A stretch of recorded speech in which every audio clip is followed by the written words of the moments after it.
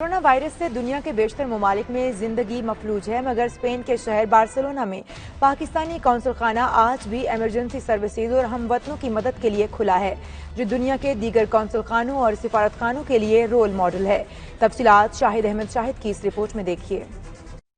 جان لیوا corona virus کی تباہ کاریوں نے نہ صرف حکومتوں کو شدید مشکلات سے دوچار کر رکھا ہے بلکہ عام شہریوں کی زندگی بھی اجیرن بنا کے رکھتی ہے۔ دنیا کے بیشتر ممالک میں لاک ڈاؤن کے بعد زندگی مفلوج ہے، مگر ان مشکل ترین حالات میں بھی کچھ فرض شناس آفیسرز یا انسانیت کا درد رکھنے والے افراد ایسے بھی ہیں جنہوں نے اپنی زندگیاں انسانیت کی خدمت کے لیے وقف کر رکھی ہیں۔ دکھی انسانیت کی خدمت کے جذبے سے سرشار ایسی ہی ایک شخصیت قونصل جنرل آف پاکستان علی عمران چودھری کی ہے، جنہوں نے لاک ڈاؤن اور سنگین صورتحال کے باوجود نہ صرف قونصل خانہ کھلا رکھنے کا فیصلہ کیا ہے بلکہ ہیلپ ڈیسک قائم کر کے ہم وطنوں کو آج بھی ہر طرح کی ایمرجنسی سروسز فراہم کر رہے ہیں۔ گورنمنٹ آف پاکستان نے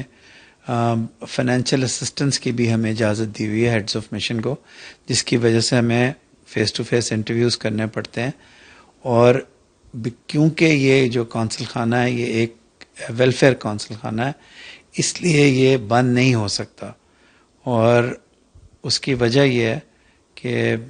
ویزاز سٹیمپ کرنا اور پاسپورٹس دینا کونسلیٹس کا واحد فنکشن نہیں ہوتا۔ کونسلیٹس کو کرائسس کے اندر لیڈرشپ رول گورنمنٹ کا پلے کرنا پڑتا ہے ہوسٹ کنٹری کے اندر، تو اس وجہ سے قونصل خانہ کھلا ہے۔ تو کمیونٹی کو میرا یہ پیغام ہوگا کہ پلیز پینک نہ کریں، لیکن حفظان صحت کا جو